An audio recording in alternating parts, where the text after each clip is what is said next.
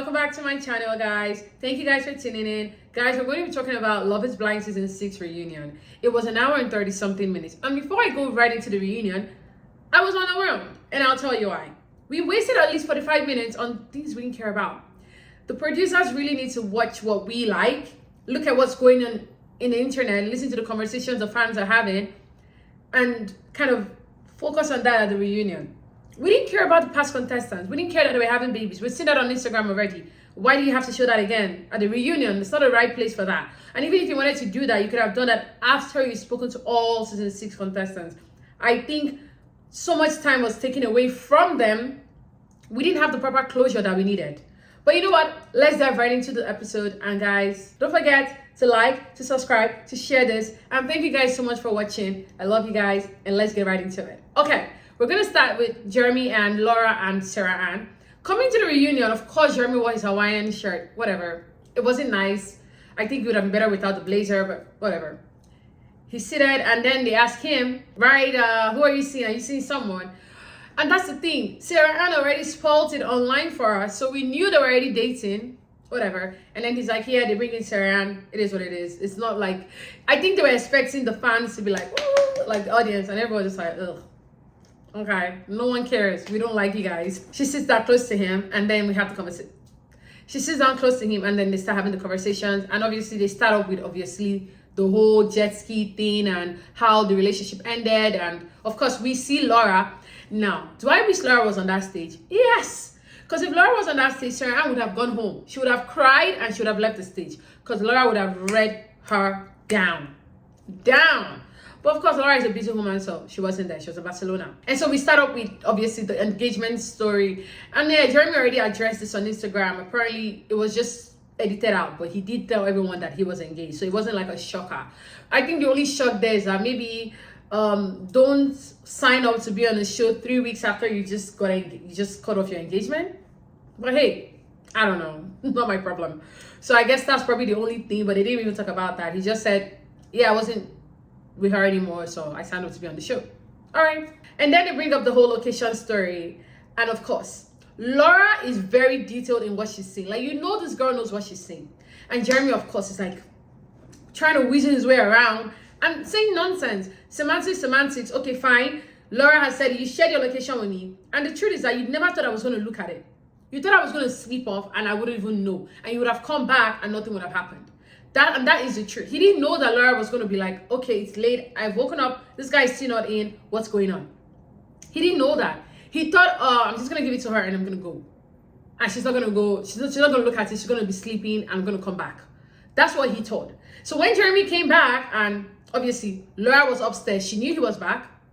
And then when he walked in, like, you have to tell her because you see that she's awake, so you know now that something has happened, so he has to confess. But obviously, instead of Jeremy to talk about that, Jeremy's like, no, you were not waiting for me. I came home and then I was downstairs before I came up. Who cares if you were downstairs or upstairs? That is not the story. And then he's like, I'm not gonna make you, make me into a bad guy. Dude, you're already a bad guy. What are you even talking about? Like, oh, I'm gonna own what I did, but I'm not gonna own the part that I didn't do. Who cares if you were downstairs, if she was downstairs, if she was sat on the bed, if she was in the kitchen? She was waiting for you. That is the truth. What is he not getting? She was waiting for you, dude. And you were out that late. I love when Laura said, oh yeah, I should wait for you in front of the house because she doesn't have any other thing to do. And Laura goes in on Jeremy and she's like, you are a clown. You are a clown. And then from nowhere, freaking Sarah Ann, I think she thought she did something right at that point. She thought she ate, but she just looked stupid.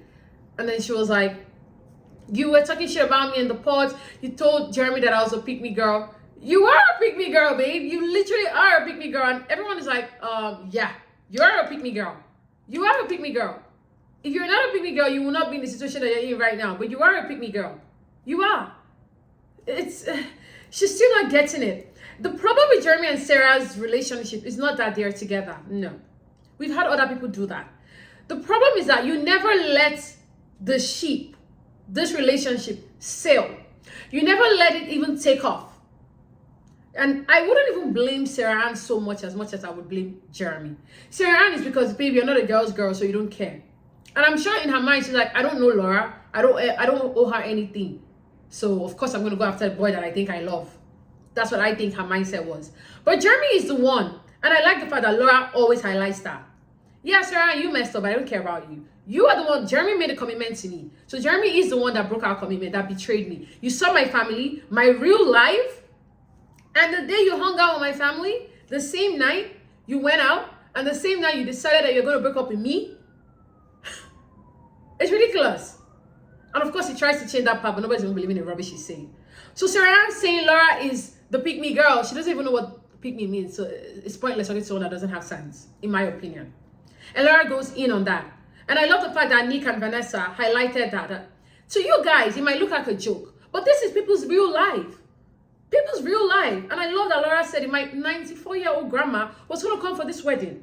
My real life, my real relationship, my real fiance, my real engagement, my real wedding. And you guys shit all over it. And it's the truth. And how Sarah Ann and Jeremy are not even understanding is ridiculous. And when Laura, of course, they show us the behind the scenes, some unseen footage. And then we saw the part where, obviously, it seemed like Sarah Ann was trying to get an advice from Laura on how to date Jeremy. The day that they have finally broken up. When all her shit is packed and she's supposed to come get her things. When she's having a conversation with him that I'm going to come get my things.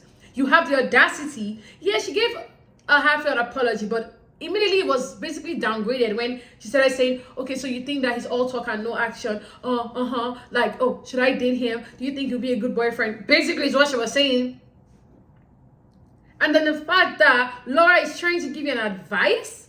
Why would you even be asking for that? Like, that was how it seemed like. And I like the fact that Laura even she highlighted that it looks more like you were trying to get an advice from me on how to move on with Jeremy. Like, mind blown. Mind blown. They don't take this thing serious. They never did. They never took this thing as serious as Laura did. And that's why we're in the situation that we're in when it comes to that couple. I'm sorry. No one cares that you guys are together, Sarah Ann. No one cares. Do we think you guys are going to end up together? No. And guess what? Chelsea already said it. Every time I see you guys are broken up. Twice you guys have been broken up. And that's just the twice that Chelsea knows of. Imagine the other times that Chelsea doesn't even know that they have broken up. And you can see, I'm going to post a clip here. The moment Chelsea said it, Sarah Ann has this shocked face like, oh my God, they know that we're not like 100% good. Every time I see them, they're broken up. Yeah. Ridiculous. That's the truth. So the whole Sarah Ann, just nonsense. And never gave any heartfelt apology to Laura. Never did. He even gave more an apology to Jimmy than he did to Laura. That's the truth. I love the fact that it was highlighted that maybe they came for the entertainment purposes. When we see Sarah Ann talking about, well, you guys are entertained. This is reality TV. And then also spoiling the ending for us, letting us know that you're in Jeremy's house. You did that on purpose, babe. You've been on TikTok for a long time. So you know that the viewers are going to zoom.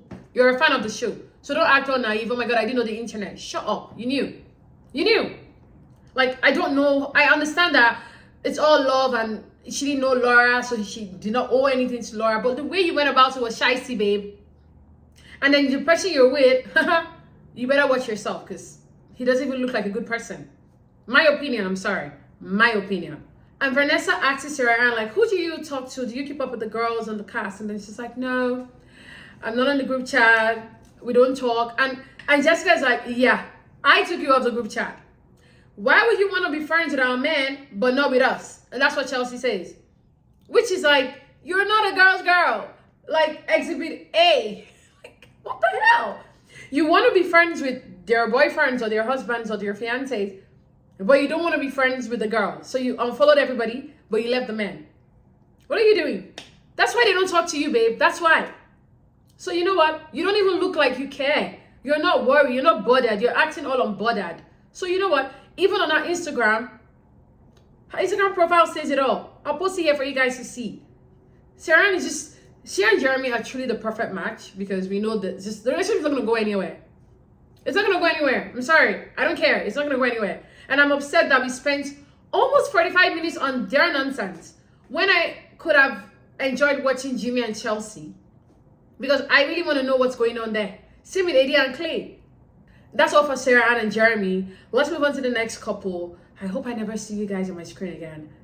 I wish you guys all the best in your relationship, but I give you like maybe 6 months before they break up. They're not going to last another year. Facts. All right? let's go on to the next. All right, let's talk about Trevor. Okay, Trevor comes in, he's already looking down. Like he knows he's about to get his ass handed out. So he sits down, he's already like looking all defeated. And they go in on him immediately. Like, dude, you came on the show and everyone was like, oh my God, he's all heartbroken. We love Trevor. Trevor's a good guy. Don't judge a book by its cover. He looks all buff, but he's a nice guy. Protect him at all costs. And then your ex-girlfriend kind of just exposes everything. And then we see that you and your ex-girlfriend plotted already. You came into the show knowing fully well that you're not going to marry whoever you picked. You knew. And I already talked about it in my last video, guys. You can watch it here. Now, the issue that I have with Trevor is that I can understand that he was looking sad. I can understand that obviously the internet is a scary place and the bullies, and I can understand all that. Now, this is where I have the problem. When we had not seen those texts, right? When we were all still loving Trevor, when we were all still deceived by Trevor, he was giving into that. Like, he was playing into that. Go to his TikTok. He was posting pictures of like, I'm just a nice guy. When everyone thinks you're going to be a bad guy, you're the nice guy. When your heart gets broken on reality TV. And then we see that it was all a game. So you play the internet when it suits you. But when you're called out for your BS, you want to cry wolf and cry, oh, you're bullying me and my mental health. And I saw after the reunion, Jeremy had posted something on his Instagram, and I'll put that here. And basically, he was sort of accusing Netflix and the production company, basically saying that they knew that Trevor did not want to talk about this. They knew that he was already defeated and his mental health, and they still brought him there and ridiculed him. Well, Jeremy, guess what? Trevor also did the same to us. Because when he was playing into being a nice guy, and remember, he played with someone's real heart. What if Chelsea had actually picked him? I know he said it at the reunion that even if he had told his ex-girlfriend that if Chelsea had picked him, he was going to be with Chelsea. That is a lie, because we see the text messages here. He even told the girl that there was nothing that was going to come and marry you. He was never going to be with Chelsea. He was going to play in her face and dump her at the altar or before the altar. So I'm sorry, Trevor, if I cannot sympathize with you because you were going to play with someone's heart. I'm sorry, I cannot sympathize with you. You did all this knowingly. You knew that you were not going to be with this woman, whoever you picked. You knew, or whoever picked you. You knew it. And it's a whole different thing if he never proposed to Chelsea and she dumped him. You were the one who proposed. And like Chelsea said, something in her just said, he's not the one for you. And she's better for it. Because you would have played in her face. So I'm sorry, I saw what Jeremy posted and I'm going to post it here. But I do not sympathize with that. I don't. Because you came into this show already being manipulative and already trying to play in someone else's face and her feelings. So I'm sorry I cannot sympathize with how you're feeling now that the internet is going on you. We're going in on you because of what you did. You knew that. And when we're all on your side, you were loving the internet, right? So guess what? The internet can be good and bad. So you have to take the bad with the good. That's how it works. So put your head down, take the beating, come out after 2 weeks. Everyone would have forgotten about Love is Blind then and move on with your life.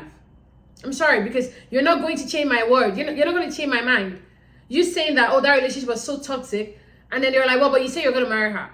Yeah, but she knew that if I picked someone, we're going to be over. That's a lie.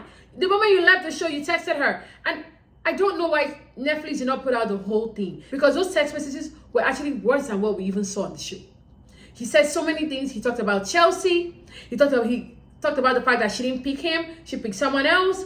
He talked about the fact that even when I was talking to her, it was all you, babe. She was never on my mind. Like, you said so much shit about this girl and about the show and about the whole thing.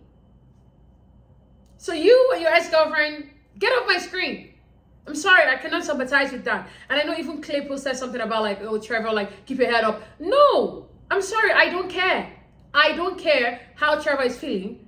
I am a human being. Of course, I feel bad that someone is going through something. But I'm sorry, not to the extent of which you were going to do the same to another person.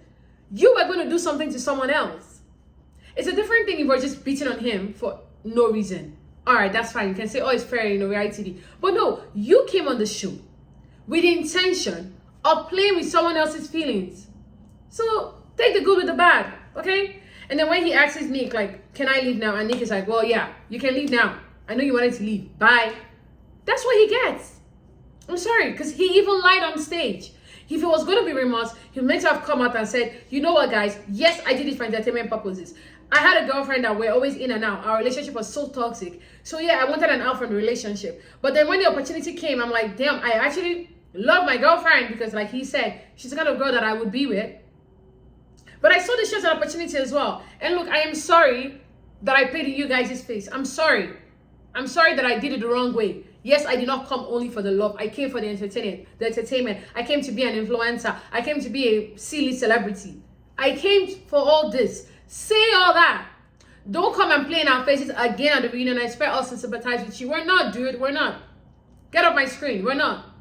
So Clay and Jeremy posted support for him. I don't care. I don't. So bye, Trevor, and hope we don't see you on our screen again. And try and be a good person. Okay, stop playing in women's faces. Stop it. All right, guys. Now let's talk about Clay and AD. Am I the only one that felt like so many things were left unanswered? So many things were left unanswered. Of course, we dive into the whole relationship with Clay's parents and all of that.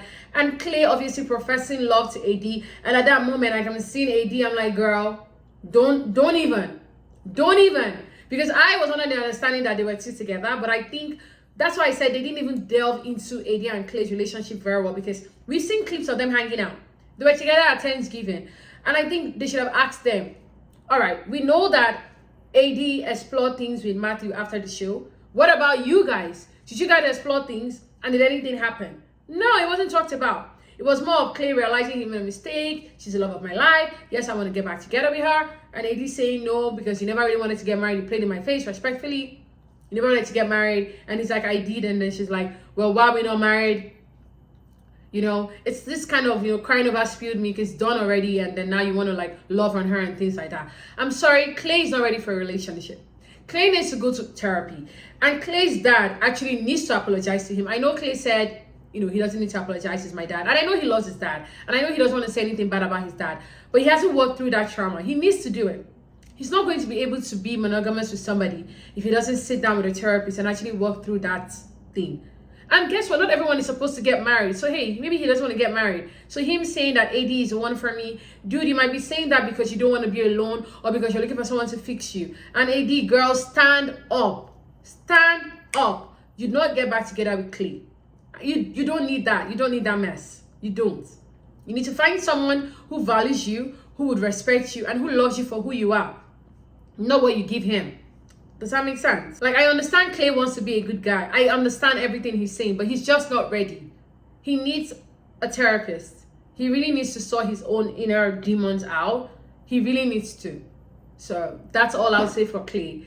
When they brought up the whole Matthew situation, Clay was like pissed. He's like blinking. And I'll put that video here. He literally blinked 1 or 10 times. I'm not even kidding. Like, he was pissed. And I think the only time that I've seen Clay fight for this relationship is whenever he's jealous. Even in the pods. It was when he knew that, oh my God, I might lose this girl to Matthew. That's when he said, I don't care about your physical appearance. I've learned that. I love you now. And same thing here too. You could tell he was jealous. That's why I really wish we had delved more into it, because I'd love to know the timeline as to when she dated Matthew and obviously when she started talking to Clay again. A lot of things were left unsaid, so I didn't get the closure that I think I needed from Clay and AD. But I saw that online, I've seen some interview, she said she's not going to get back together with him. I hope so. But how long did they date for after the show? That's what I want to know. Because we know they did. Right? I don't know. So many things are left unanswered, Netflix, because you guys wasted our time showing us these old contestants and then wasting half of it on freaking Jeremy and Laura and Saran's BS. Right? Let's go right to the next couple, guys. Alright, guys, let's talk about Jimmy and Chelsea. I was disappointed. We never really got to talk about anything with Jimmy and Chelsea. It pissed me off so much. The fact that we had more on Jimmy and Jessica over Jimmy and Chelsea, it's like, what is going on? Why? If they actually talked about it but then edited it out, that's even worse. Because I actually want to know what happened. We want to know. We understand, obviously, Chelsea and Jimmy broke up because of the betrayal. And obviously, their relationship was a tad toxic. We get it. We know that they are seeing each other now. Why didn't we delve into that? You could even see that they were all touchy-feely at some point. Why didn't we delve into that? I would have loved to know the timeline. Okay, you guys broke up, and then when did you guys start talking again? When did you guys start seeing each other again? We never talked about that. We just talked about the betrayal. Jimmy sort of talked about the fact that he does have guy friends, but guys are not going to talk about things, emotion, and they don't care about things like that, right? You need your girlfriends for that. And Jimmy was really immersed in this experiment, right? He really wanted to find his wife. And so telling Chelsea something in private and then Chelsea bringing it up, obviously is a betrayal and obviously would have affected our relationship that he has with his friend. So I do understand they talked about that. But in my mind, I'm like, why are we not talking about their relationship right now? How did they get back together? Because we know they're dating now. I don't know. I'm so pissed. The fact that we talked more about Jessica and Jimmy is alarming. I don't care. Jessica and Jimmy had the closure already at the pool party or the lake party or whatever. I didn't need to see this whole thing again. But I think they would have needed something for Jessica to talk about. But I didn't think it was needed. I'm sorry, it wasn't needed. And then we talked about the whole showing us the fact that they had talked for over 2.5 hours. Who cares? But Jimmy said it was 10 minutes. Who cares? I wanted to talk about Jimmy and Chelsea. Like, I really wanted to go deep into that. But we didn't get to see anything on that.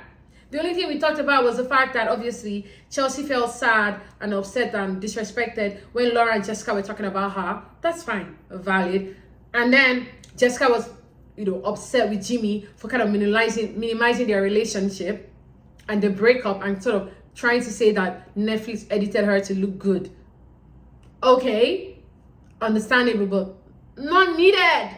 I needed to know what was going on with Jimmy and Chelsea. Like, did Megan Fox reach out to you, Chelsea? Like, did you talk to Megan Fox about it? Because, all right, Jimmy, when did you guys reach out? When did you guys start talking again? What's going on in this relationship? Like, no closure, guys. No closure. I was so upset. No closure. And I needed that. All right, let's go to the next couple, guys. All right, we're going to talk about Brittany and Kenneth. Also, another underwhelming story. The major thing with Kenneth and Brittany was the attraction. And obviously the rumors of, Kenneth, whether Kenneth is gay or not my story to tell. But I think maybe they should have talked about it. Either we're going to bring up Trevor's situation and Jeremy's situation and Sarah's situation.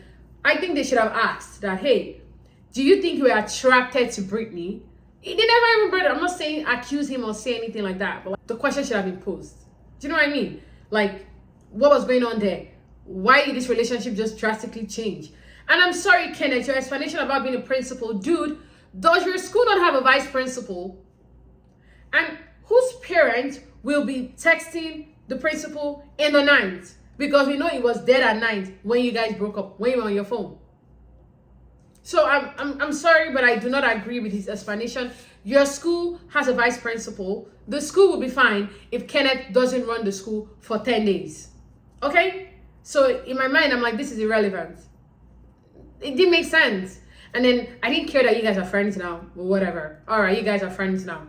Why are you guys friends? Like, what is going on here? What was the underlying issue? What exactly happened? What switched? And we needed to also address the rumors brought by Kenneth's cousin. I think they should have asked the question of, hey, Kenneth, your cousin on Facebook made some claims about you. Are you attracted to Brittany? What caused your breakup?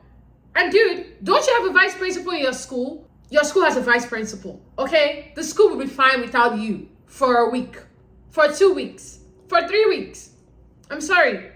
The school will be fine. I'm sure there was someone who took your position for the meantime. And I'm sure the school has vice principals. I'm sure the school has reputable people there to take care of its students and the school in your absence. So his explanation didn't make sense.